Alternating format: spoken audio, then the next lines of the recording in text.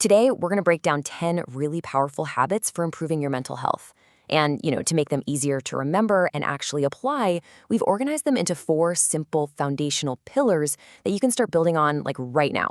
You know that constant buzz of stress or that heavy weight of just feeling completely overwhelmed? Yeah, if you've ever felt that, I promise you, you are not alone.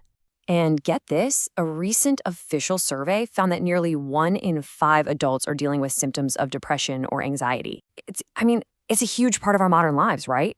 But what if the answer wasn't some giant, overwhelming leap? What if instead, the path to feeling better was actually a series of small, totally doable steps you can start taking today? So here's how we're going to break it down. We've got 4 foundational pillars: the physical foundation, the mindful mind, the active response, and finally, the social connection. Think of these as the core areas to focus on for building a stronger, more resilient mental health routine. All right, let's jump right into our first pillar, the physical foundation.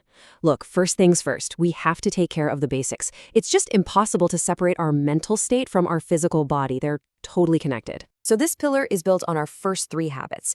And these are the ones that regulate, everything from your mood to your ability to focus. We're talking about getting enough quality sleep, fueling your body with good, nourishing meals, and just staying hydrated. If you can get these right, you are building an incredibly powerful foundation for your mind. And seriously, you can't overstate the power of these basics, especially sleep. Listen to this. One major study found that consistently getting 7 to 9 hours of sleep a night can slash the risk of depression by a staggering 22%. That's huge.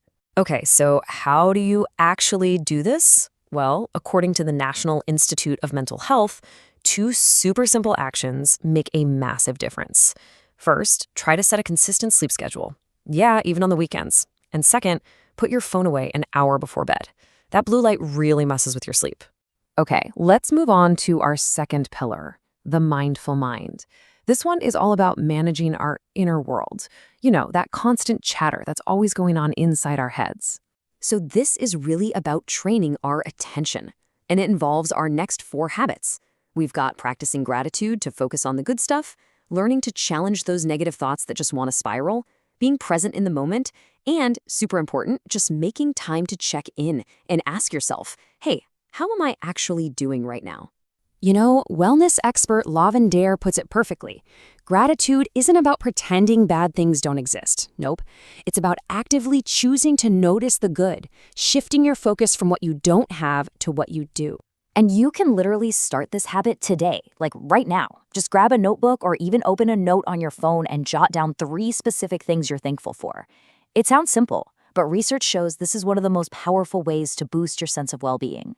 All right, pillar number 3. The active response.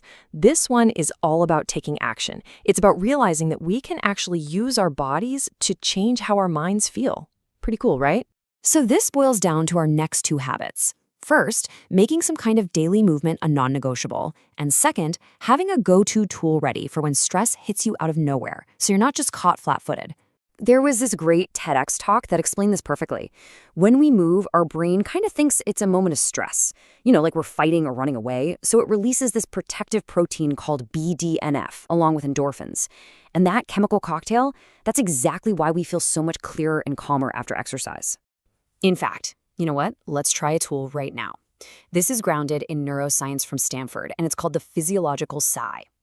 It is one of the fastest ways to calm your nervous system right down. Okay, let's do one together. Take a deep inhale through your nose. Now, at the top, sneak in a second shorter inhale, and then just a long, slow exhale through your mouth.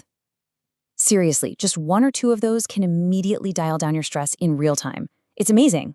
And that brings us to our 4th and final pillar, the social connection. This one taps into a fundamental truth about us as humans. We are social creatures.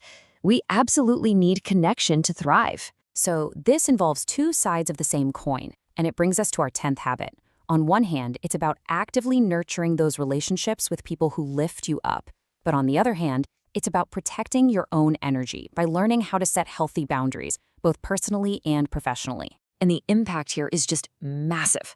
A study, and this wasn't a small one, it was nearly 300,000 people, found that having strong social connections as part of an overall healthy lifestyle was linked to a 57% lower risk of depression.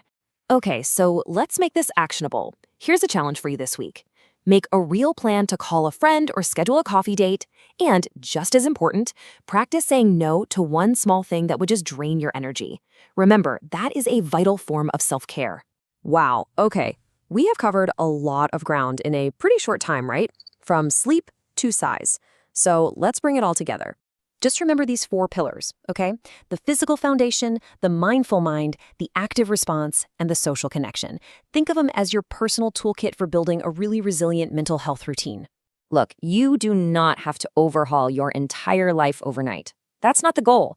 The real goal is to just prove to yourself that small changes can have a huge impact. So, which habit are you going to choose? Pick just one thing from this explainer that resonated with you. Maybe it's the gratitude list, or taking a short walk, or trying that physiological sigh. Just pick one and try it today. Because the journey to a healthier mind doesn't start tomorrow. It starts with your very next small step.